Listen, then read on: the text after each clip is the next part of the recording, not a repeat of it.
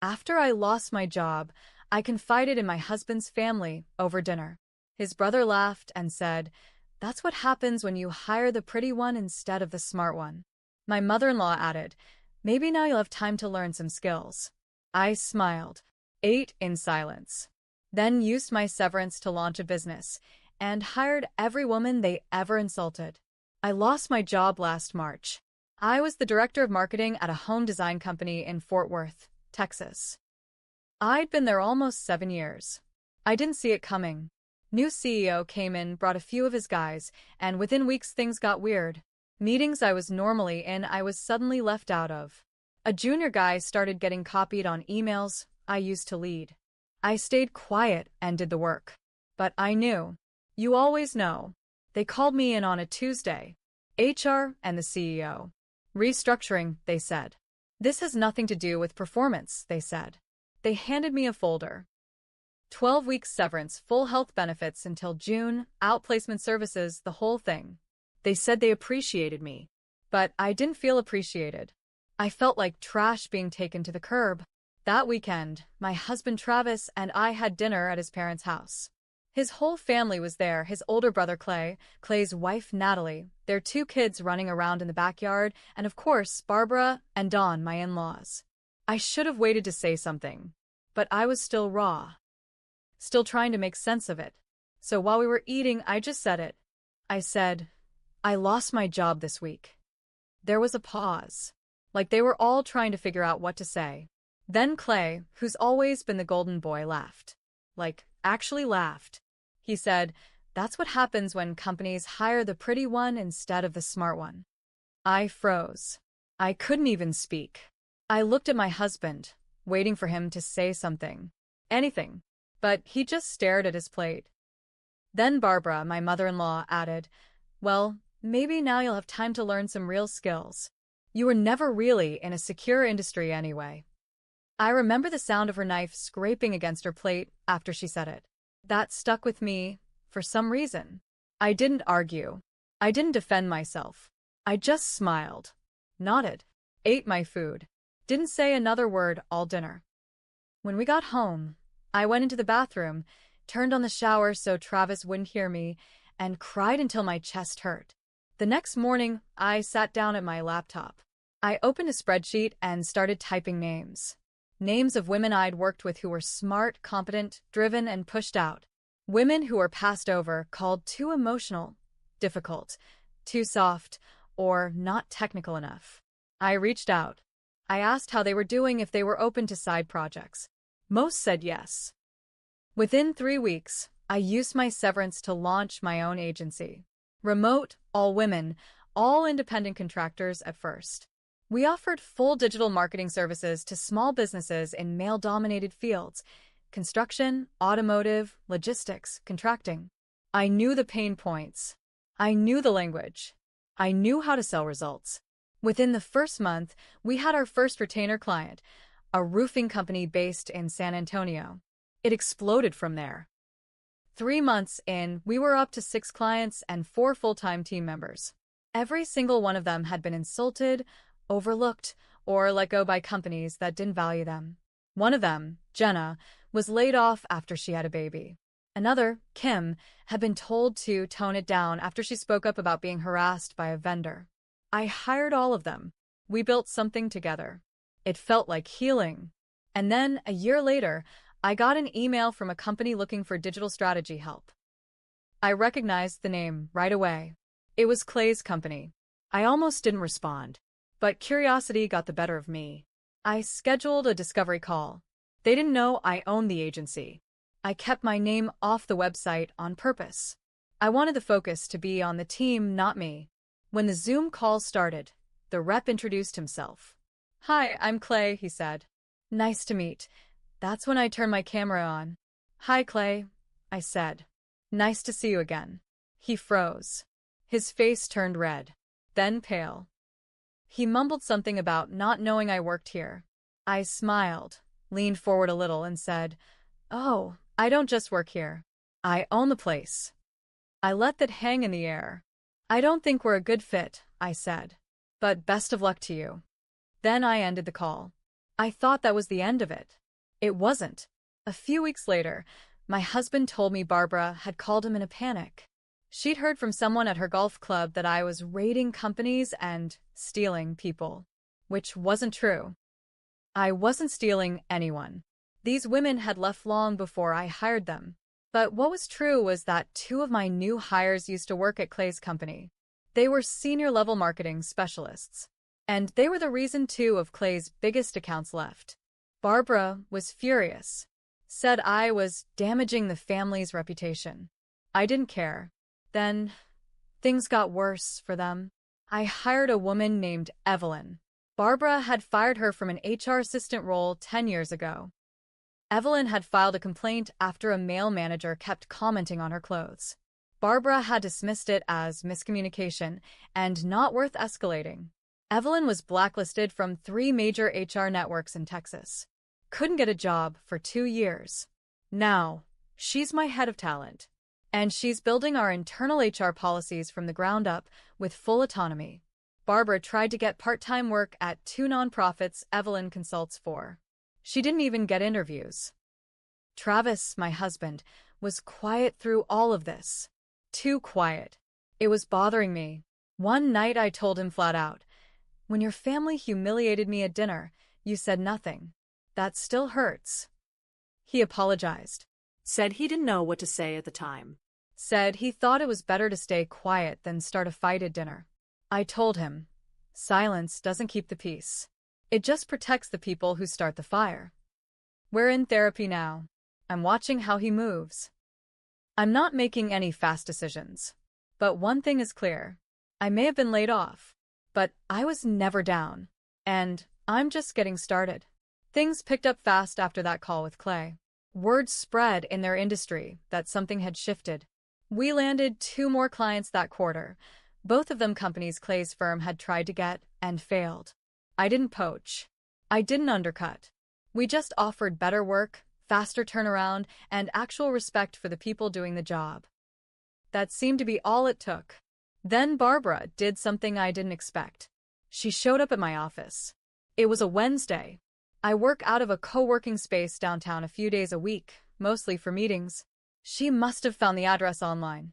She walked in like she owned the place. Tight smile, stiff blazer, hair sprayed so hard it looked like a helmet. My assistant, Rachel, didn't know who she was. She let her in. "Can we talk?" Barbara said, closing the door behind her. I sat back and said, "Sure. Talk."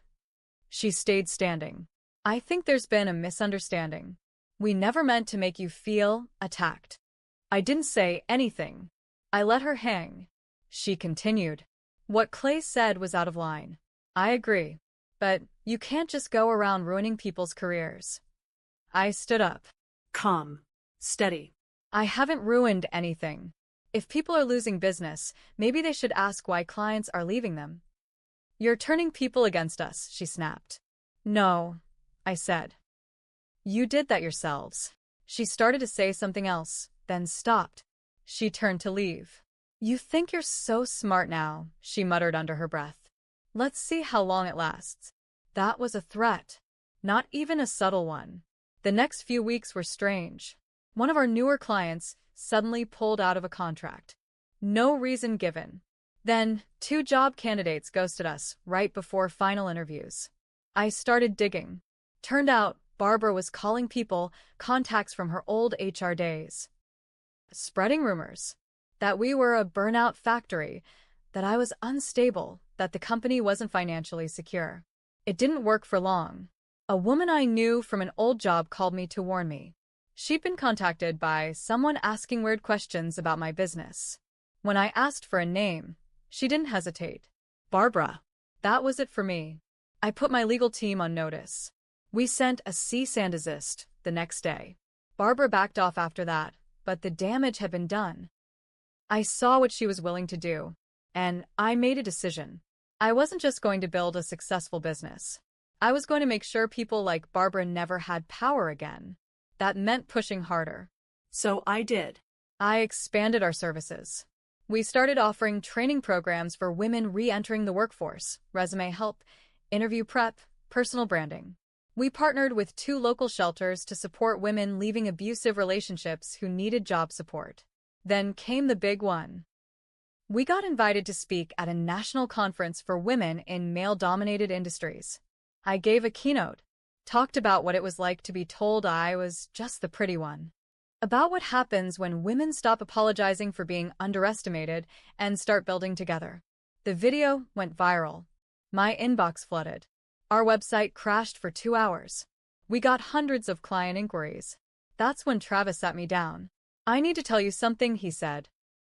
I thought he was going to bring up therapy again, or maybe ask for more time. But what he said knocked the air out of me. "It wasn't just Clay who said something cruel at that dinner," he said. "It was me too. After you went to the bathroom, I said maybe you'd finally understand what it's like not to be the one with the career." I stared at him. I couldn't even blink. He kept talking. I was resentful. "You were always moving forward." And I felt stuck. I didn't mean it, but I said it. And I didn't stop them, because part of me agreed. I didn't speak. I couldn't. My chest hurt again, but this time, it wasn't sadness. It was anger. He apologized. Said therapy had helped him realize how bitter he'd been.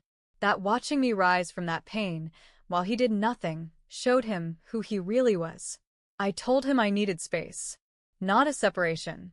But time. He moved into the guest room. That was 4 weeks ago. And now, I'm starting to wonder if the real betrayal wasn't just his family. Maybe it was him all along. Travis moving into the guest room felt like removing a thorn. It didn't fix the wound, but at least I could breathe. I threw myself into the business. We were growing fast, too fast maybe, but I didn't care. I wanted the noise. The emails, the meetings, the contracts, it all kept me from thinking about what I just learned. But then came the audit. We got a letter from the state's Department of Labor. They were opening a case on us. A former contractor had filed a complaint, said we misclassified them, denied benefits, and cut ties unfairly. I was stunned. I treat my people right. Better than right. The name on the complaint? Natalie, Clay's wife. She had done a little bit of part-time blog writing for us early on. Just a few posts. Maybe 3 for months in. It was freelance, all above board. We'd even paid her early once when she had a family emergency. But now she was claiming she'd been an employee. That I'd fired her with no warning. That I owed her back pay and healthcare benefits. It made no sense, unless it wasn't about money. I went back through our emails.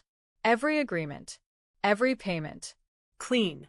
My lawyer said it looked like someone coached her. Gave her the idea. My stomach turned. Clay. Or worse, Barbara. They were desperate now. Desperate enough to weaponize Natalie, even if it meant lying. It dragged out for weeks.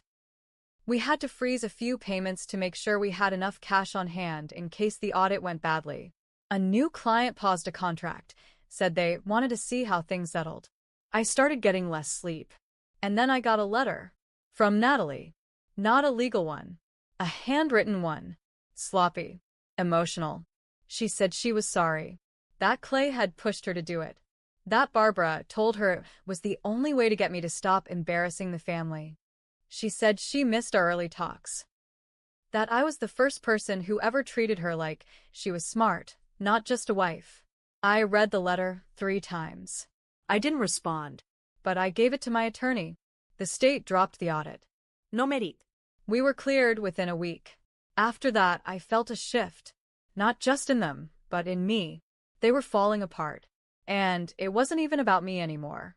Clay had lost 2 major accounts. Rumor was his commission got cut. Barbara was all but blackballed from the local HR circuit. Nobody trusted her. And Travis? He'd stopped asking to come back to the bedroom. He cooked dinner sometimes. Cleaned the house. But the fire was gone. Not just between us. Inside him. And I couldn't carry it for both of us anymore. Then came the last twist I didn't see coming. An investor reached out. Said she'd been watching what we built. She wanted to talk. Her firm backed woman-led startups. She thought we could scale nationwide. Open brick-and-mortar support hubs. Build our own training platform. Maybe even go international. I asked her how she heard about us. She smiled. A woman you hired helped me out of a toxic job. She said you were the reason. She kept going. That night, I sat in the office alone. And for the first time since all this began, I felt it. Power. Not revenge. Not rage. Something better. But the story's not over yet. Because I'm about to make the biggest decision of all. I took the investor meeting. She flew down from Chicago and met me at a quiet cafe just outside Fort Worth. No fancy pitch deck. Just two women talking business over coffee. Her offer was big. Bigger than I'd dreamed. 7 figures in early investment. Full backing for a national expansion. She believed in what we were doing. Said she wanted to bet on women who'd been underestimated. There was one condition. I had to go all in. That meant full ownership restructure. No half measures. No divided attention. No personal distractions. She wanted to know I was free to lead. That night, I lay awake in bed thinking about Travis. I thought about how quiet he was at that dinner. How he let them laugh at me. How he admitted that some part of him agreed. How he let me fight alone while his family came for my life. And I thought about how I stayed. Even after that. The next morning, I asked him to sit down. I didn't cry. I didn't raise my voice. I told him we were over. You let me drown, I said. And now that I learned how to swim without you, you want to ride the wave. I'm not letting you. He didn't argue. Just nodded. Said he knew it was coming. He packed his things the next day. Barbara called me that night. Called me a homewrecker. Said I wasn't cut out to be a wife. I laughed. Tell that to the 35 women I employ who can now afford homes of their own, I said. And then I blocked her. Clay? Well, his fall was the hardest. After he lost those major accounts, his company started looking at the numbers. Turns out, some of the gifts he was giving clients weren't exactly cleared. They launched a quiet investigation. Last I heard, he got demoted and moved to a satellite office outside Lubbock. No clients. No bonuses. Just paperwork. Natalie filed for divorce 3 weeks later. She sent me another letter. This one was different. She told me I was the first person who ever believed she could be more than just someone's wife. She wanted to get a real job. Maybe go back to school. I told her if she wanted a place on the team, she'd have to earn it. No shortcuts. No PT. She said that's all she ever wanted. I let her start part-time, helping with onboarding. She's good. Maybe too good. As for me, the business went national. We opened our first physical office in Austin, then Atlanta, then Phoenix. The training platform went live that fall. We called it Proof. Because we are. And Barbara? She had one last attempt. She showed up at one of our job fairs. Said she wanted to volunteer. I knew she was trying to rebuild her image. One of our interns spotted her. Asked me what to do. I told them to walk her out. Kindly. Quietly. But firmly. She didn't fight it. She just looked at me as she left. Like she finally realized she picked the wrong woman to mock. I started from a dinner table full of smug faces, laughing at my pain.